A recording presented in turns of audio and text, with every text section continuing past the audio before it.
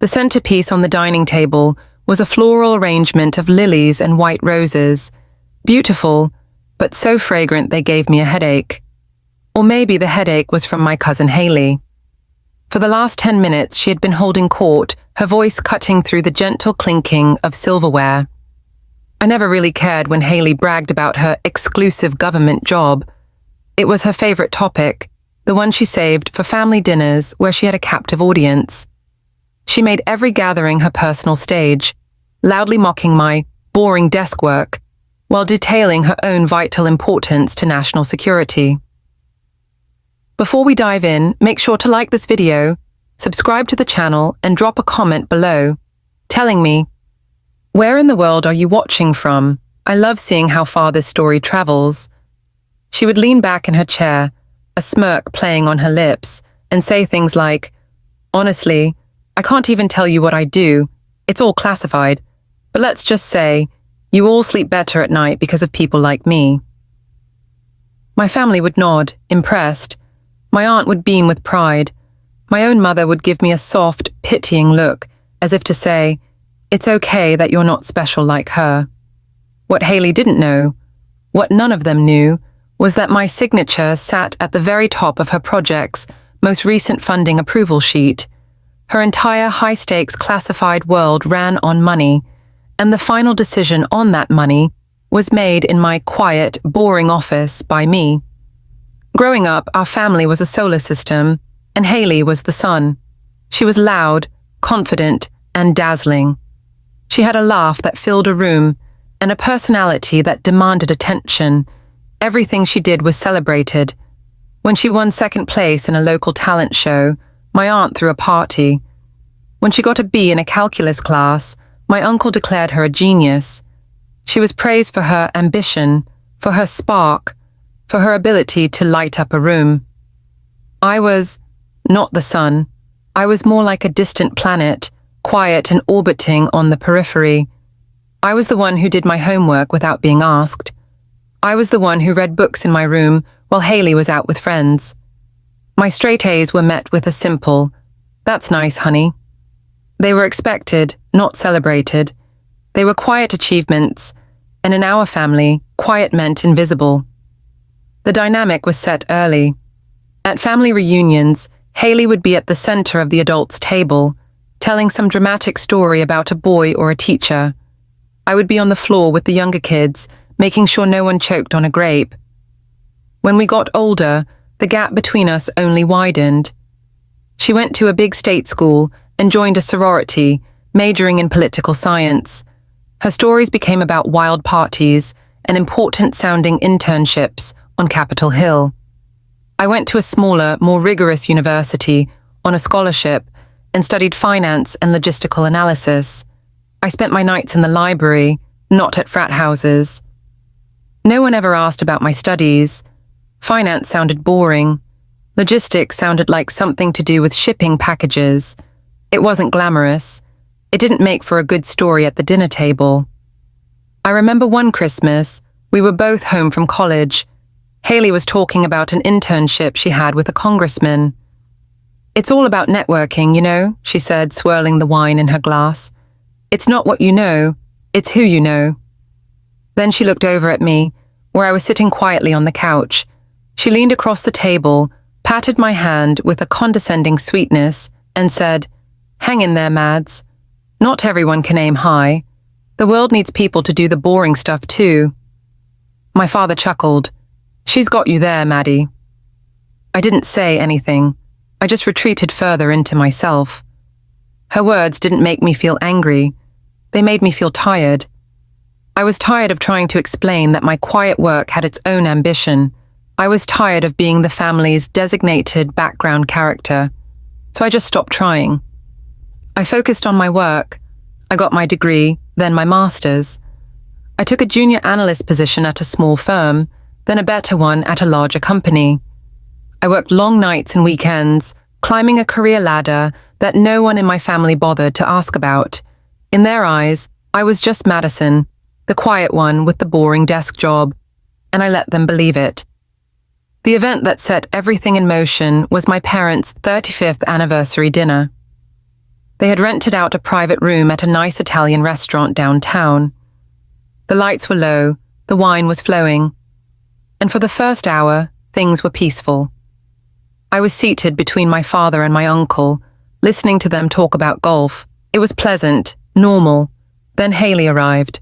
She was 45 minutes late, making an entrance that caused the entire table to fall silent. She wore a sharp navy blue suit with pointed heels that clicked loudly on the hardwood floor. Her hair was pulled back in a severe professional bun. She looked less like she was coming to a family dinner, and more like she was about to brief the president. "Sorry I'm late," she announced to the room, not sounding sorry at all. "Got held up on a conference call. You know how it is, national security doesn't take a night off." My aunt rushed to hug her. "Oh, you poor thing, you work too hard." Haley waved a dismissive hand. "It's what I signed up for."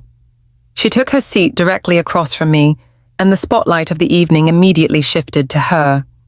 For the next 20 minutes, she launched into a monologue about her work. It was all vague but impressive-sounding jargon. She talked about interagency cooperation, threat assessments, and securing assets. She couldn't give details, of course. It was all top secret. "The pressure is immense," she said, taking a large sip of red wine. "Every decision I make has consequences. We're talking about billions of dollars in military hardware, state-of-the-art technology, the kind of stuff that keeps our country safe." Everyone at the table was captivated.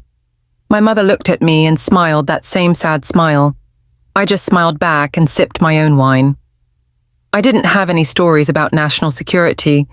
My day had been spent reviewing quarterly budget reports and cross-referencing supply chain logistics. It was important, methodical work, but it didn't sound good in a speech. Then, Haley's eyes landed on me. The smirk I knew so well appeared on her face. "Mads, you work in an office, right? You probably get it. The paperwork, the bureaucracy. It's a killer." I nodded slowly. "There's a lot of paperwork, yes." She laughed, a loud, theatrical sound. "I bet. You know, it's funny. The building where I work has insane security protocols. You need top-level clearance just to get in the elevator." She leaned forward, lowering her voice as if sharing a secret with the whole table. "I'm not even joking. You probably don't even have the clearance to clean the floors in my office." A wave of laughter went around the table. My dad, my uncle, even my own mother chuckled. It was a joke, of course. It was just Haley being Haley. But it stung. It stung because it wasn't just a joke. It was what she and all of them truly believed. That I was small. That my world was a tiny, insignificant box compared to her grand, important one. I didn't defend myself. I didn't correct her. I just took another sip of my wine, held her gaze, and gave her a small, tight smile.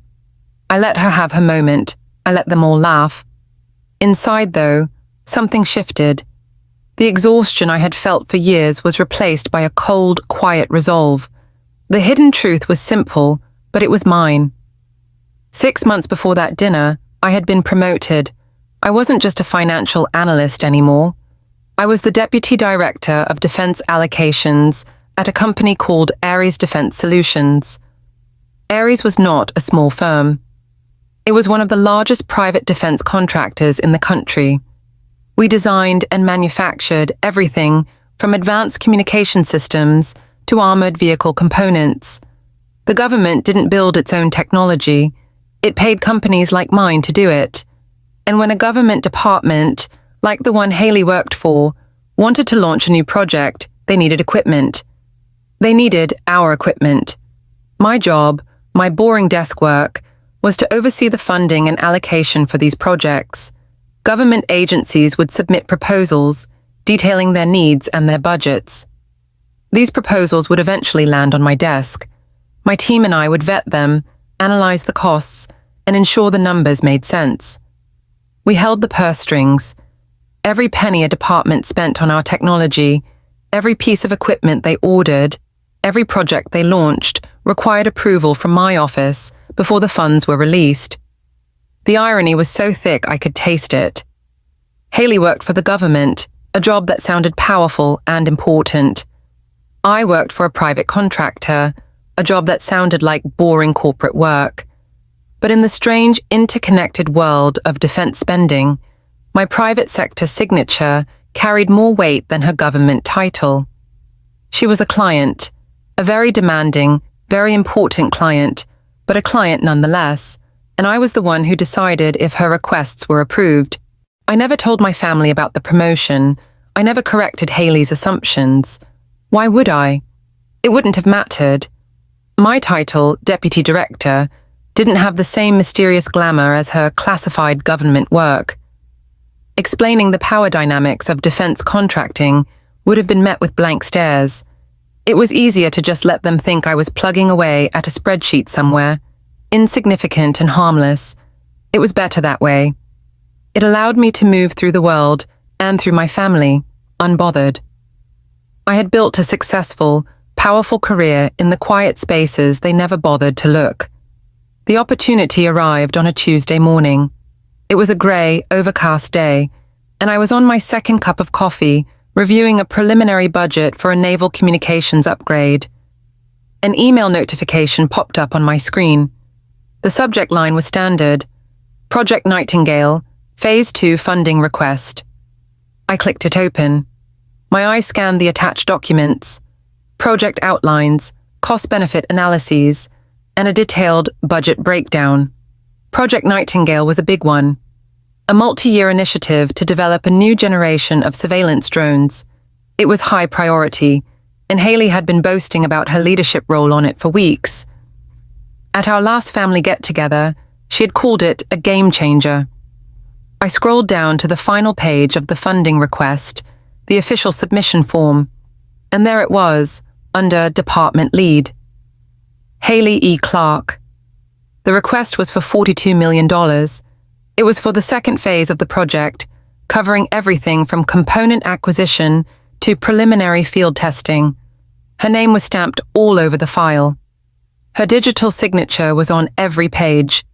This was her baby, the project that was going to define her career. And the request for the money she needed to make it happen was sitting on my desk. My first instinct was purely professional. I started reading through the numbers, my mind automatically flagging lines that seemed high. The allocation for consulting fees was generous. The budget for travel and expenses seemed inflated. These were normal things, the kind of budgetary padding you see in almost every proposal. Under normal circumstances, I would have my team trim the fat, send it back with a few notes, and approve it within the week. Standard procedure. But I paused. I leaned back in my chair, the leather creaking softly in the quiet of my office. I looked at her name on the screen. Haley E. Clark. I thought about the anniversary dinner. I pictured her smug face, heard her condescending laugh. You probably don't even have the clearance to clean the floors in my office. A wave of something dark and tempting washed over me. I could kill the project with a single email. I could flag it for redundancy or budgetary non-compliance. I could bury it in so much red tape it would never see the light of day. I could destroy the single most important thing in her professional life, and she would never even know it was me. She would blame some nameless, faceless bureaucrat. The thought was intoxicating. It was a flash of raw, vengeful power. But then, just as quickly, the feeling passed. That wasn't who I was. I hadn't gotten to my position by being petty or vindictive. I had gotten there by being smart, careful, and better than everyone else. Revenge was loud and messy. I preferred quiet efficiency. I could have approved it instantly. I could have signed off on the inflated budget and sent it on its way, giving her an easy win. But that didn't feel right either, so I chose a third option. I didn't deny it. I didn't approve it. I just paused. I took control. Instead of hitting the approve or deny button, I opened a new email. I flagged the Project Nightingale budget for further verification. It was a neutral, professional term that could mean anything from a minor typo to a major problem. It put an immediate hold on the entire process. Next, I scheduled a meeting. I sent an invitation to the necessary department heads on the government side, the project liaisons, and the lead technical officer from my own company. The purpose of the meeting was a budgetary review for Project Nightingale. It was a high-level meeting, the kind people didn't ignore, and as the primary stakeholder from the department, Haley was required to attend. The email that went out to her and her team was from my office, but not from me directly. It was a standard administrative notification. It simply stated that a finance official from Ares Defense Solutions required a meeting to discuss certain discrepancies in the funding request. She was told to be prepared to defend her numbers and justify every line item. To her, the person who had summoned her would be a nameless, faceless finance official. Some boring numbers guy she would have to charm or intimidate to get what she wanted. She would have no idea that the person on the other side of that conference table was me. I spent the next 2 days preparing. I didn't dig for dirt or look for ways to embarrass her. I did my job. I meticulously went through every single page of her proposal. I cross-referenced costs with market rates. I analyzed the projected timelines against our production capacity. I prepared a list of calm, professional, and incredibly difficult questions. I wasn't planning to get revenge. I was planning to do my job and to do it better than anyone else. I was going to hold her to the same high standard I held everyone else to. For the first time in our lives, she was going to have to face me on my terms, in my world. And in my world, confidence and charm didn't matter, only the numbers did. A strange sense of calm settled over me. This wasn't about family. This wasn't about years of feeling invisible. This was about a $42 million funding request. It was just business, quiet, simple, and completely within my control. The conference room was on the 34th floor, encased in glass with a panoramic view of the city. It was my territory. I arrived 15 minutes early, setting my leather-bound notebook and a pen neatly in front of my chair at the head of the table. My nameplate was already there, a simple block of polished aluminum engraved with 2 lines. Madison Clark, Deputy Director, Defense Allocations. The other attendees filed in. A stern-faced general, a few serious-looking men and women in suits. They all knew me. We had worked together for years. They nodded respectfully as they took their seats. The atmosphere was quiet, professional, and tense. Meetings like this weren't called over minor issues. At exactly 10 o'clock a.m., the door opened again. Haley walked in, followed by a younger male aide who was carrying a briefcase. She was in her element, smiling a broad, confident smile. She looked around the room, her eyes scanning the powerful people at the table, ready to perform. Then her eyes met mine. Her smile didn't just vanish, it froze. It was like watching a film suddenly stop on a single frame. Her expression was a mixture of utter confusion and dawning horror. Her eyes darted from my face down to the nameplate on the table, then back to my face. She saw my badge, clipped to the pocket of my blazer. She read my name, then my title, then she read it again. The color drained from her face. The confident woman who had walked in just seconds before seemed to shrink. Her shoulders slumped. The aide behind her bumped into her, not realizing she had stopped dead in her tracks. I didn't smile. I didn't show any emotion at all. I simply gestured to the empty chair directly across from me. "Ms. Clark," I said, my voice calm and even. It echoed slightly in the silent room. "Thank you for coming. Please, have a seat." She moved stiffly, like a robot, and sat down. She couldn't seem to look away from me. The swagger was gone, replaced by a wide-eyed, deer-in-the-headlights stare. Her aide took the seat next to her, opening his briefcase to pull out files, oblivious to the personal drama unfolding. I waited for everyone to settle. Then, I opened her file, the one I had studied for 2 days. I didn't look up at her. I looked down at the papers in front of me. My tone was cool, professional and detached. "Let's discuss your numbers, Ms. Clark." For the next hour, I was in complete control. I went through her budget line by line, my voice never rising, my questions pointed and precise. "On page 4, you've allocated $2.8 million for third-party logistical consulting. Can you specify which firms you consulted for this estimate? The numbers seem high compared to industry benchmarks." Haley's voice trembled when she tried to answer. We used a standard projection model." She stumbled over her words, unable to provide a concrete answer. She kept looking at me, as if hoping to see a flicker of the cousin she knew, the quiet Madison she could easily dismiss. But that person wasn't in the room. I just nodded and made a note. "We'll need a detailed breakdown of those projected costs before we can move forward on this item." I moved on. "The travel budget. You've budgeted for 16 international trips for a team of 8. Given that Phase 2 is primarily domestic development, can you justify this expense?" Her aide tried to jump in, but the general at the table cut him off. "Let Ms. Clark answer the question." All eyes were on Haley. She was no longer the star of the show. She was a witness on the stand, and she was faltering. The confidence she wore like armor had been stripped away, leaving her exposed and uncertain. For the first time in her life, she wasn't the one holding the room's attention. I was. They weren't looking at her as a charismatic leader, they were looking at me, the person with the authority, the person asking the questions that mattered.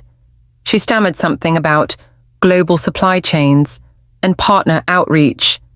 It was weak, and everyone in the room knew it. I didn't press her. I didn't need to humiliate her. The situation itself was doing that far more effectively than I ever could. I just made another note in my notebook. When we reached the end of the review, I closed the file. The room was silent. Haley stared at the polished surface of the table, her face pale. I looked around at the other members of the meeting. "Thank you all for your time. My office will make the necessary adjustments to the budget based on this review." I then looked directly at Haley, my expression unreadable. "The core of the project is sound. The funding is approved." A tiny sigh of relief escaped her lips. I continued, my voice level. "However, I will be sending a quiet note to your supervisor regarding some of the overinflated ancillary costs in this proposal. In the future, I recommend you submit a budget that is more reflective of the project's actual needs." It was a final professional blow. I had given her what she wanted, but I had also made it clear that she was on notice. I had exposed her carelessness to her superiors, not with anger or emotion, but with quiet, undeniable facts. "This meeting is adjourned," I said. Everyone stood up. The general came over and shook my hand. "Good work, Madison. That's why we value your oversight." Haley didn't move. She just sat there, staring at nothing, until her aide gently tapped her on the shoulder. She had gotten her money, but she had lost something far more valuable: her power. The next family dinner was 2 weeks later, at my aunt's house. The occasion was a birthday for one of the younger cousins. I walked in expecting the usual dynamic, the usual performance from Haley. But the house was different. It was quiet. Haley was already there, sitting on a couch in the corner of the living room. She was nursing a glass of water. She wasn't wearing a power suit. She was in a simple sweater and jeans. She wasn't holding court. She wasn't telling stories. She was just sitting there, watching the kids play. When I walked in, her eyes met mine for a brief second. There was no smirk, no condescension. There was just a flicker of something I couldn't quite read. Fear, maybe, or a grudging respect. Then she looked away. Throughout the entire dinner, she barely spoke. When someone asked her about her job, she just shrugged.